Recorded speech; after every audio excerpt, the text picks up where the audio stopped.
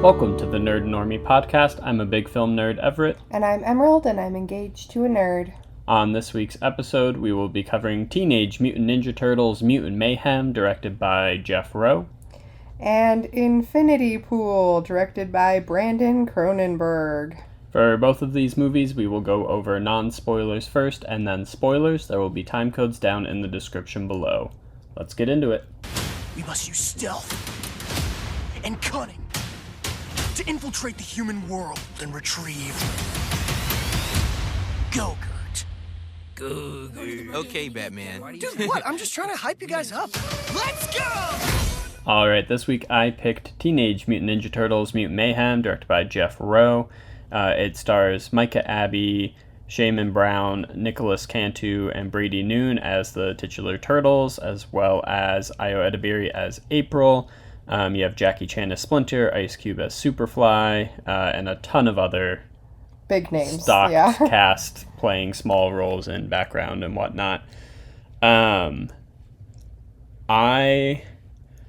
Weirdly, I know all of the Turtles. I know most of the villains. I know, about them. I've been a Donatello fan my whole life.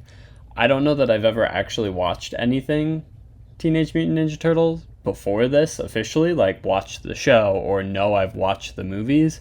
It was just a part of culture growing up for me, is you knew who the Turtles were and which one was your favorite, and... It was Raphael for me, and it still is. So I'm not, a big fan. However, I liked the look of this animation style. I was happy. I like Seth Rogen's work. I don't love all his movies, but I think that in there is a very talented creative. And I love him so much. Raunchy comedies are not my thing. I love Seth Rogen, but again, I don't usually always, vibe with his movies. But I was excited for this one because I knew he wouldn't be allowed to push it too far because it's for kids. It's for older kids, though. It does say a couple swear words. There's a couple swear words. There's some innuendos. There's plenty of, violence and action. But it's not, an R-rated raunchy comedy. Correct. And so I was excited because I knew that I could actually go into this one excited to see what he brought to it and what all of the team brought to this, and I would say they crushed it. Oh yeah, it's so good. I can definitely see this being a very popular movie, being, this generation's introduction to the Turtles, and similarly, even if you don't see this, in 3 years, everyone will know all of the Turtles, and from what I've heard, there's already sequels and TV shows and stuff in the work with these this version of the Turtles, and easy to see why. I would be shocked. I would be a little surprised if it does amazing, because we've already had Super Mario, we just had Barbie and Oppenheimer, and going to the movies can be expensive. So there's a chance that this one won't end up. We're recording this before box office results are in. So I could see a world where it does good, but not exceptional. I hope it's a world where it does really well. Yeah, our theater was pretty full, but not packed like it was with Oppenheimer and Barbie.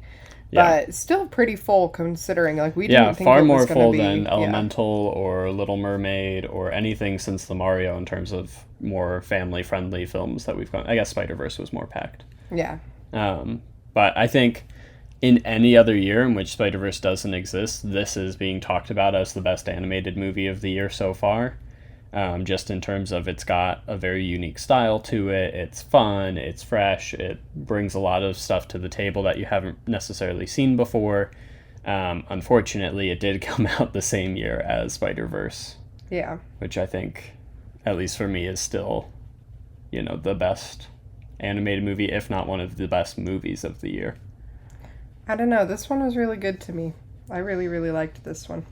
Yeah, I can see why. In terms of the plot, there's a little bit of backstory on how the Turtles became the Turtles and stuff, but it's not super heavy, I would say, an origin story. It doesn't take the full first act for them to learn to, be ninjas and whatever. It's more explained to you quickly so that you can spend more time, because we all know and can accept a world in which there are turtles that are mutants and ninjas. Yeah, of course. And so I think it just kind of gets going, and basically they've been living in the sewers, and Splinter, Jackie Chan, hates humans and is very fearful of them for good reason, and keeps them very sheltered, but of course for... I'm sorry, I just remembered why he was scared of them, and it just... Anyway. We'll go over it in spoilers, but wow. But anyway, so four teenage guys are very desperate to be a part of the world. They have access to technology and are watching stuff on their phones all the time and all of that kind of stuff. So they know about the outside world and they want to be a part of that, which, fair enough. But they're obviously afraid of not being accepted because they're giant, freakish Ninja Turtles.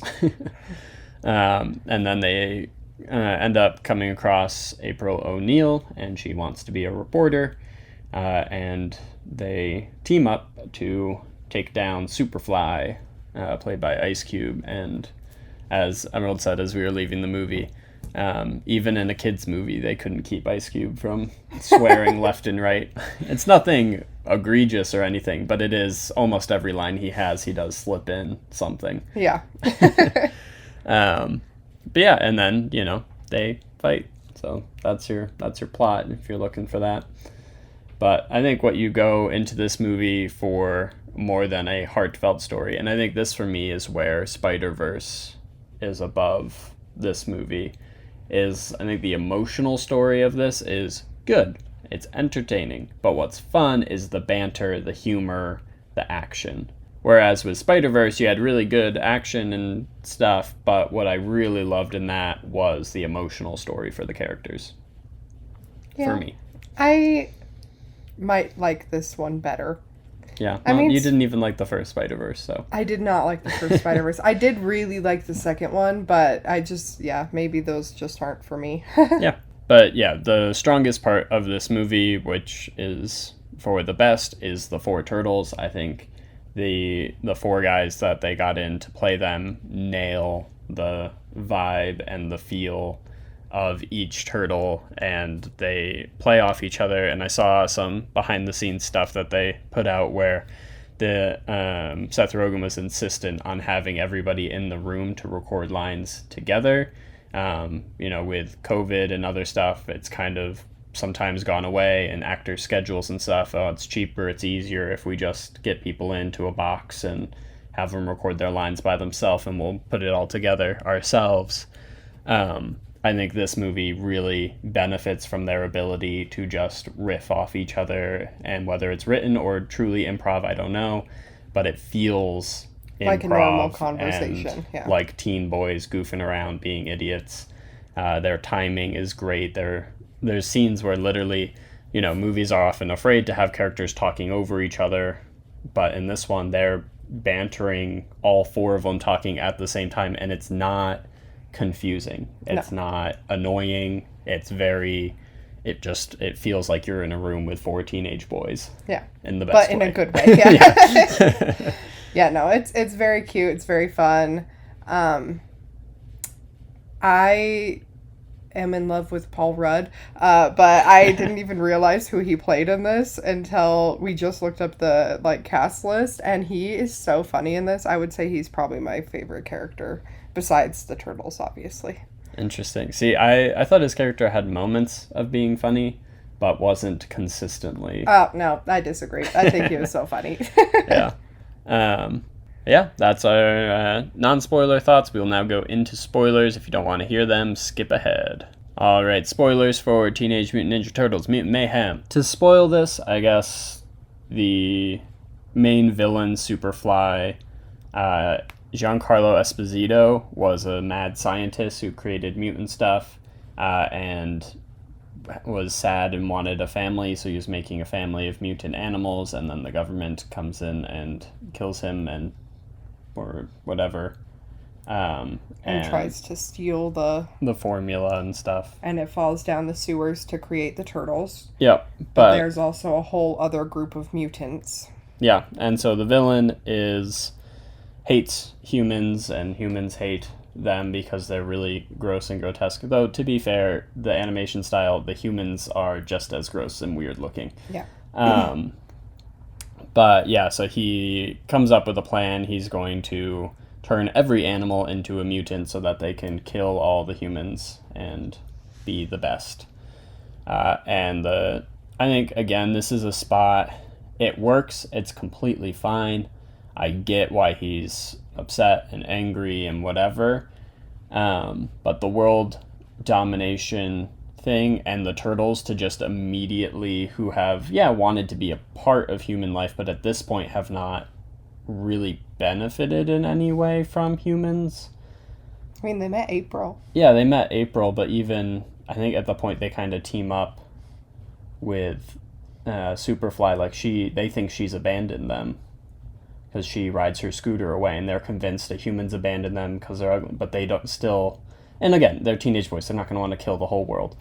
But it felt, I don't know, I think for me, especially the first movie with these turtles, I would have liked something a little smaller scale. Superfly's going to take over this city. He's going to get revenge on a person, as opposed to just, I'm going to destroy the entire world.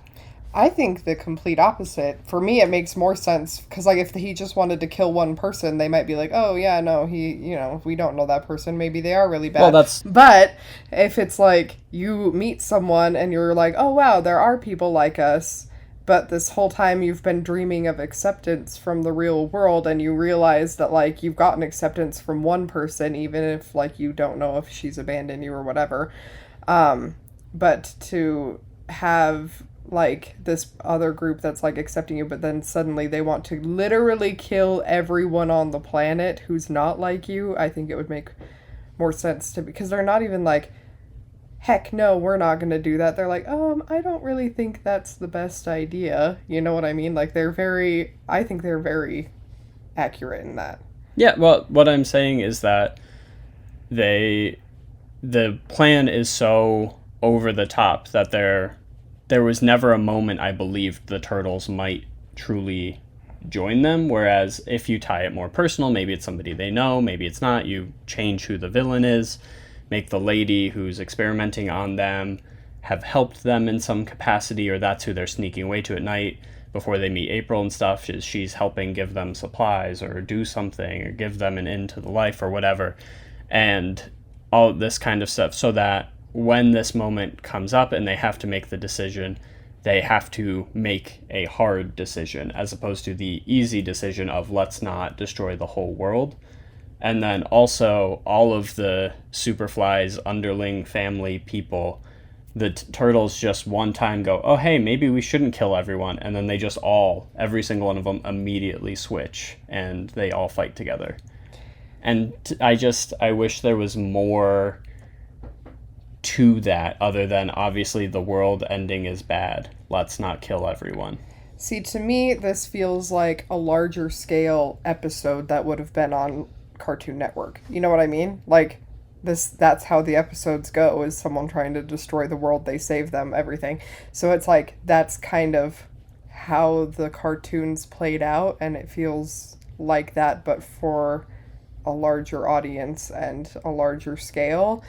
And I also, with the whole team flipping, like, yes, they were raised by this person, but the person, the fly, is barely older than them, and they've been kind of just brainwashed and everything their whole lives into thinking no one else would ever be like them, or no one else could accept them, and then they meet other people, or other turtles that are like them, and are accepting of them, and they realize they have somewhere else to go that's not just by themselves forever, and it kind of makes sense to me. I don't know. Yeah, I don't disagree with that. It makes sense. What I'm saying is they should have, or what I would have liked is a little more gray, is it was too easy. It makes of course you're going to switch, the guy wants to kill the whole world, like, just a little more nuance and a little more internal struggle for the characters. It was too simple for everyone to make the right decision at each turn. And so I would have liked a little bit more from that for me. And I think now going forward, every movie and every season of any show they make has to be, they're going to have to try and one-up this. And the fact that your first movie you did ending the entire world and a massive destruction of New York City with literal, like, streets getting collapsed and buildings knocked over, the next movie is going to have to do the same thing or more. And if you had done this one a little more personal and then built your way up, it, I think, would have worked better. I don't know. I mean, it's a kid's movie. I feel like comparing it to Puss in Boots: The Last Wish. But that's what I'm saying, like, is movies like a Puss in Boots I really connected with, Spider-Verse. It's out there. It's possible. This, as you said, is not for little kids. This is for middle school teenagers. You know, you're starting to see the world in different ways, and you don't need just a black and white movie all the time. And I think there was the space for it. They didn't take their chance. Again, I really, really enjoyed this movie. I just think that was, if I had changed anything, would have been the thing I changed. My only beef is that Leonardo's in love with a human, and that means they're probably all going to fall in love with humans. And if they were born mutants that were partially human, it wouldn't skeeve me out as much. But the fact that they were regular little baby turtles that got mutantized and now they're in love with people skeeves me out. I don't know. That's my only beef. Other than that, I think it was a good storyline. I think it matched up with the cartoons, matched up with my expectations, and I thought it was very good. Yeah. There we go. That's our thoughts. Wait, we didn't rate it. Oh, yeah. Sorry. What would you rate it? I will give it an 8 out of 10. I would give it an 8, 8.5. Alrighty. That's our thoughts on Teenage Mutant Ninja Turtles: Mutant Mayhem. Seems very dangerous. Eat danger for breakfast. Actually, I eat pizza with bits of waffles on it. Alright, so my pick for this week was supposed to be the Meg 2. We even watched the Meg 1 to prepare because he hadn't seen it, but we had such a busy weekend we couldn't get out for it, so I picked one on streaming that's newer, that I heard good things about on TikTok, which was Infinity Pool, directed by Brandon Cronenberg. And we did not like it. We looked away for half of it because it was gross. And I don't really know what to say about it that's not a spoiler. It's about a couple that goes on a vacation and they meet another couple and then gross bad stuff happens. But I don't really know how to not spoil it with this. They go out, and when they're driving back to their resort, something bad happens, and they're kind of, I guess, connected by this tragedy, but they're really not. It doesn't make sense why they would be, and everything that follows just, it only makes sense because man is gross. Yeah. If you know anything about the Cronenbergs and their filmography, particularly Papa Cronenberg David, they love to show the worst. David Cronenberg helped invent the genre of body horror. I wouldn't say this one has too much in the way of body horror. No, it's sexual just horror. Gross. Yeah. And so it loses the artistry of David Cronenberg's films and the innovative pushing the boundary in exchange for very surface level, what's the grossest thing we can do right now? What's something ridiculous that people haven't or don't want to watch? And then claim that it's artistic or a statement or a satire of some sort when it's really not. It's like he's trying to one up his dad, but in every worst way possible. Yeah. Yeah. And I think this is the type of movie that gives critics a bad name. The critic score on Rotten Tomatoes sits at an 87%. The audience score sits at like a 50%. And the audience is correct. Yeah. This is not a good movie. The storyline is not good. The acting is fine. Weird choices were made.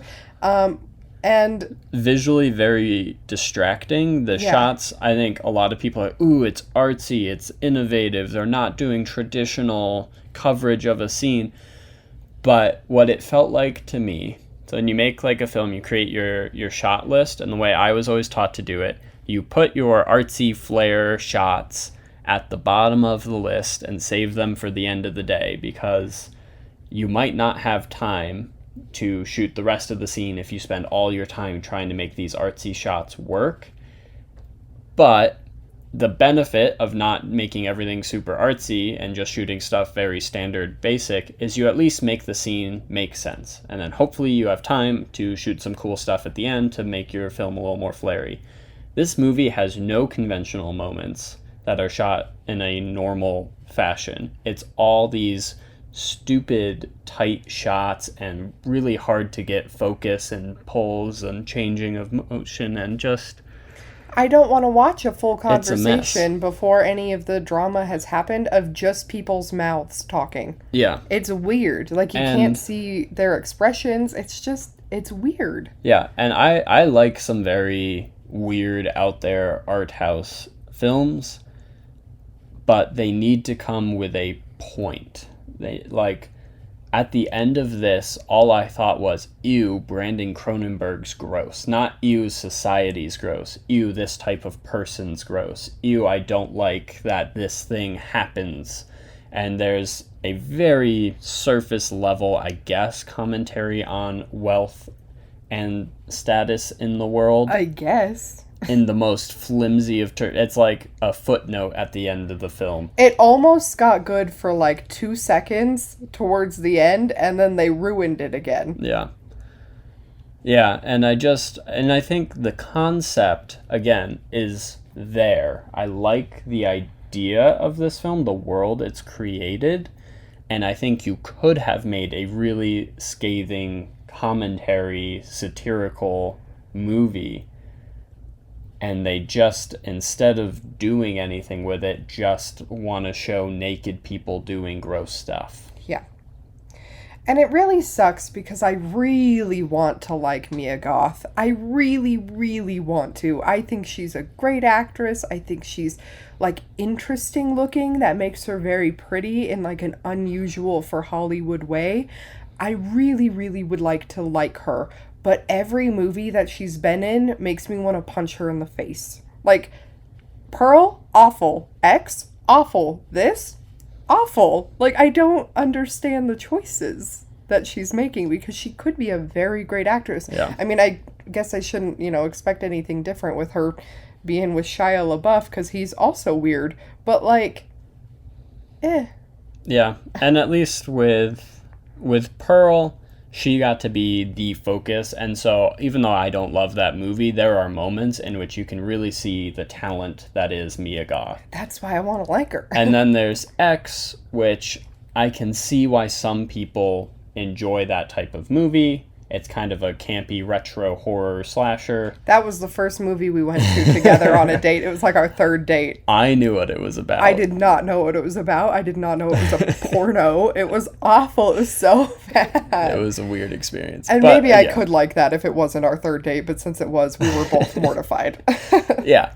So maybe not the best circumstances to watch that movie. I probably wouldn't have liked it anyway. I don't like slashers. I don't love pornographic type movies. So it probably wasn't for me. But I can see why for a certain type of person, that's a really great, enjoyable camp type film. And then with this, again, you've got an interesting concept. If I read the script, I might be persuaded because I don't know in the script how much of those montages would have been so spelt out. Cronenberg wrote it too, Yeah. so it probably would be. Well, yeah, maybe, but also because he's writing and he knows he's directing, maybe some of the really long sexual scenes would have been a little more abbreviated in the script, and then he brought stuff to them in You mean the rehearsal. script wouldn't say 15 minutes of pulsing nipple? Well. Because that is what the movie is. Yeah. But yeah, I guess that's all we can say without going into any spoilers.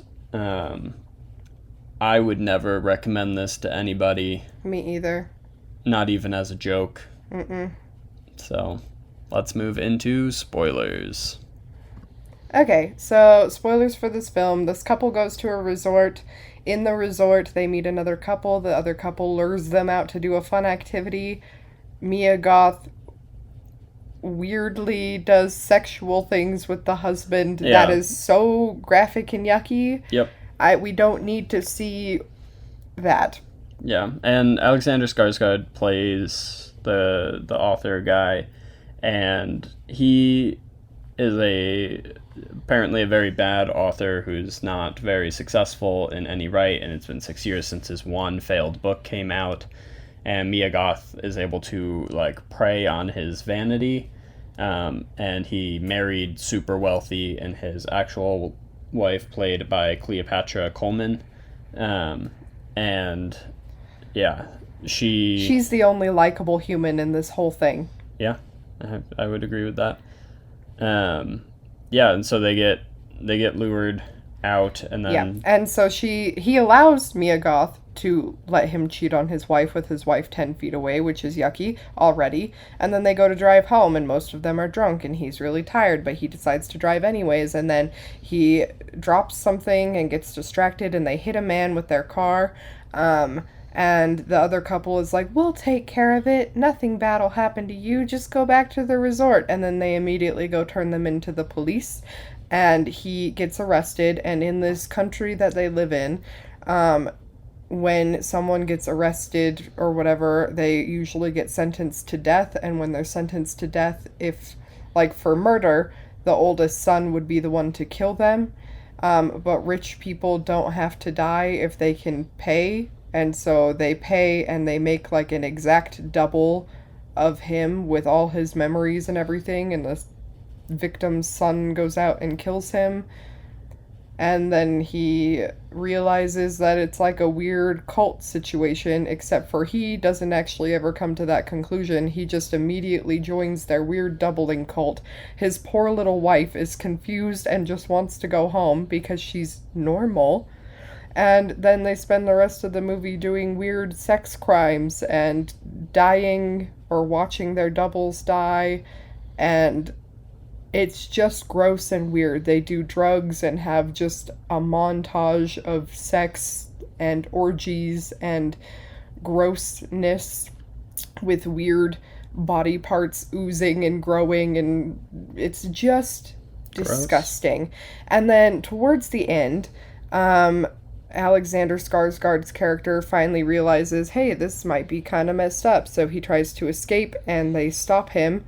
And then they're just making fun of him and being like, you thought we actually wanted to be friends with you, but we actually hate you, and we think you're stupid. And we never even read your book. You're a bad author. And it was like, if that's kind of how it ended, I could have been like, okay. Because that was like almost a commentary on the movie itself, and I thought that's where it was going, but then it didn't, and then it just got worse, where he breastfeeds on Mia Goth for like 10 minutes straight, and then I don't even remember how it ends, because it was just that bad. That's the end. No, he goes on he is almost gonna go home, and he goes to the airport, and they go home, and then he decides not to go home, and then sits in the rain looking like a sad little wet dog, and then it's over. Yeah. I hate it. Yeah, so I guess the couple of good things in this, the concept of this place where when you commit a crime and you're sentenced to death, you can pay to get your way out of it, and you get the thrill almost for these weird messed up people to watch yourself be murdered. And not have to suffer any consequence is an interesting way to deal with wealth. And he's not himself rich, which I thought was going to come into it, because they made a lot of references to the fact that he has not made money. His wife has, and it's under her name, and everything's under her name. And I thought she was going to cut him off, and then he wasn't going to be able to double himself anymore. But that just never and happens. that would have been good too. Because, like, the doubling thing, good idea, good plan. The rest of the movie...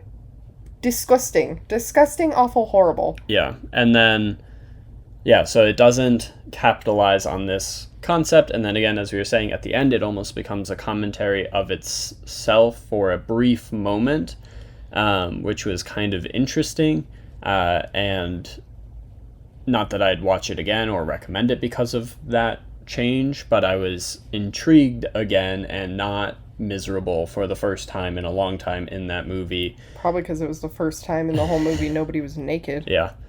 And then instead of like capitalizing on this setup of him starting to realize and his vanity having drawn him into this cult, or like commenting on them being sick and twisted for luring him in through this, his great passion is to write and be a successful writer or whatever, anything like that.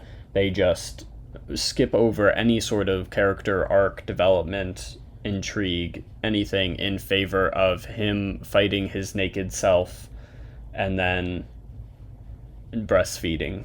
And it's stupid and bad. Yeah, it's, as I said, like, I would love this movie made by somebody like Denis Villeneuve, or, even like prime Ridley Scott or something, where somebody who's really comfortable in the sci-fi sphere, or Alfonso Cuarón, like a Children of Men style feel to this movie could have been really interesting.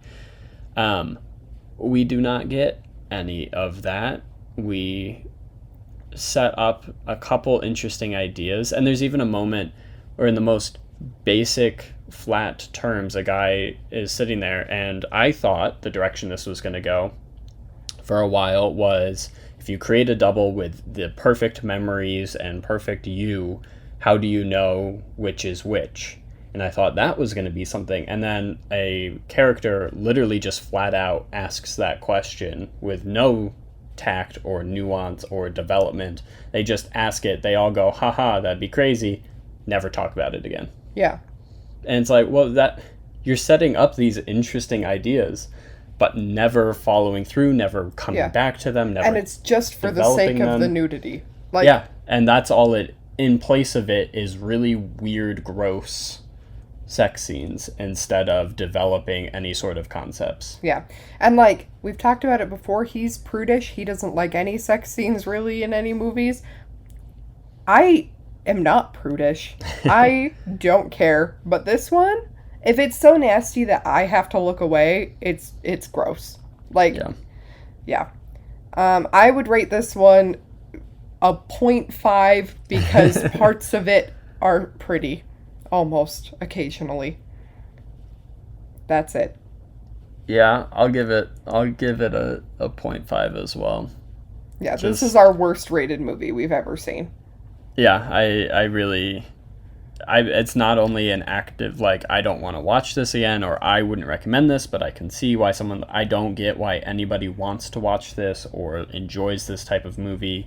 It's concerning that these types of movies exist to some extent, because I think they are really gross and reductive in that, especially, I mean, I guess there is a fair bit of male nudity, so it's not all female, but it's just this, like, if you just want to put your fetishes in a movie, become a porn director. Stop becoming a real director just because your dad got you into Hollywood. It's it's gross, but I guess this is a great thing for the people who crapped all over me on the internet for not liking the Mario movie, because this bumps it into second place for the worst movie of the year. Yeah. Yep. Well, that's Infinity Pool. That's on that. Hope to never think about it again, but it will haunt me forever. Yep. I don't understand why we're doing this. We barely know these people. It's one day. Let's mix things up a bit. You're just happy you found your fan club. All right, thank you for listening to our episode this week. Make sure you follow us on TikTok and Instagram at Nerd and Normie, and tune in every Monday for a new episode. And if you're on YouTube, like and subscribe, and on audio platforms, please leave us a 5-star review. It really helps us out. Thank you.